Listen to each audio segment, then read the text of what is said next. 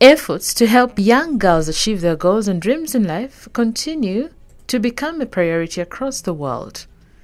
Girls' takeovers are being staged all over the world, and in Uganda, one such lucky girl is 10-year-old Patience Achiro of Masozi Primary School, Wakiso District. Achiro recently took over office of the United Nations Population Fund Uganda country representative Elaine Sibinella. UNFPA also handed over its gender specialist office to 11-year-old Letitia Nanyonjo and the sexual reproductive health rights office to 12-year-old Martha Chirabo, both from John Baptist Primary School, Kabalagala. Achiro chaired a meeting that had Sibnella in attendance. The UNFPA Gender and Human Rights Specialist Florence Auma and her peers, including Zahara Nabakoza, 19 years old, who on October 11, 2018 in New York took over the office of the UNFPA Executive Director, Dr. Natalia Kanem. During the meeting, a number of issues that affect the girl child were highlighted, including the high level of school dropouts, noting that this was exacerbated by defilement, lack of school fees, losing of parents, poverty, and the lack of menstrual pads. There are many bribes given to the police. For example, when girls have been defiled, the defilers are set free from prison, yet the girls lose opportunity to be skilled.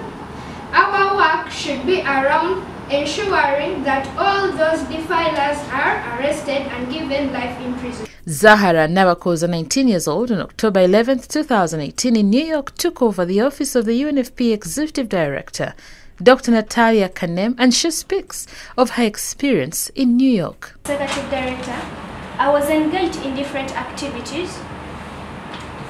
Starting with, I was engaged in a meeting which was discussing mainly on the demographic dividends, which here they are focusing mainly on seeing a peaceful world.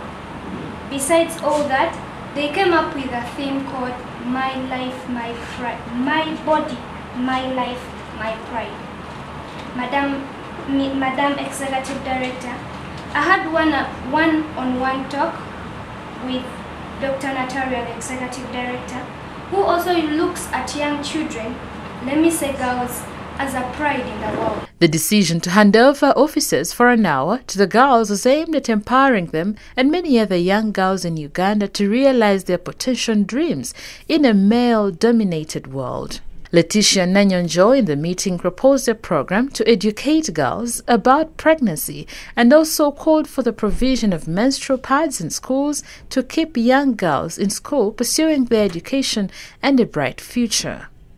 She also called for implementation of national strategy to end child marriages. Madam Chair, we are told that there is a national strategy to end child marriage and teenage pregnancy.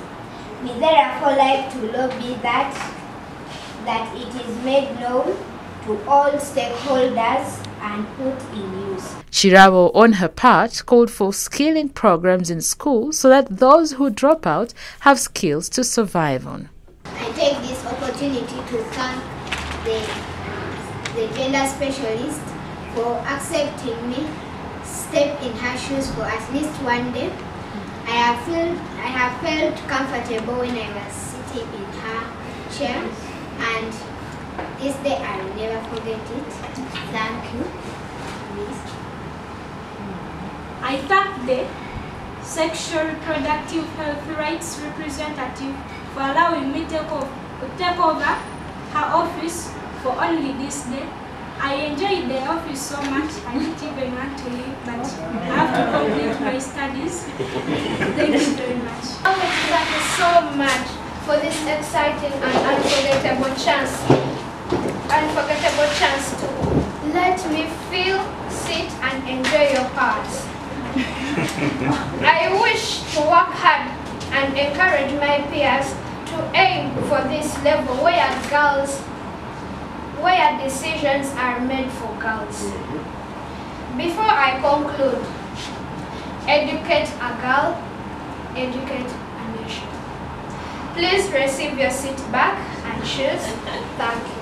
Achiro said girls today have the opportunity to take over key roles, and all three of them promised to work hard to attain the positions they briefly assumed at UNFPA. Sibner pledged to have his door open for the girls to come, learn, and realize their dreams. Girls in Uganda still face challenges in their quest for quality education and gainful employment in a progressive work environment.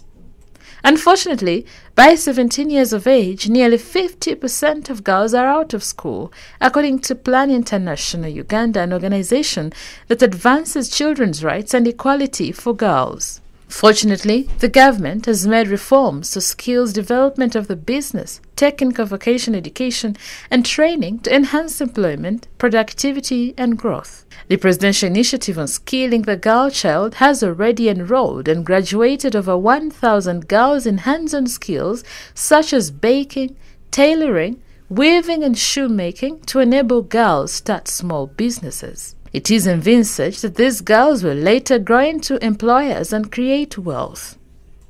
On his part, Stephen Nabende, the head of Operations Plan International Uganda that organizes the girl takeovers, says the empowerment process is ongoing until they meet their objective to reach 100 million girls across the world to make change in their lives.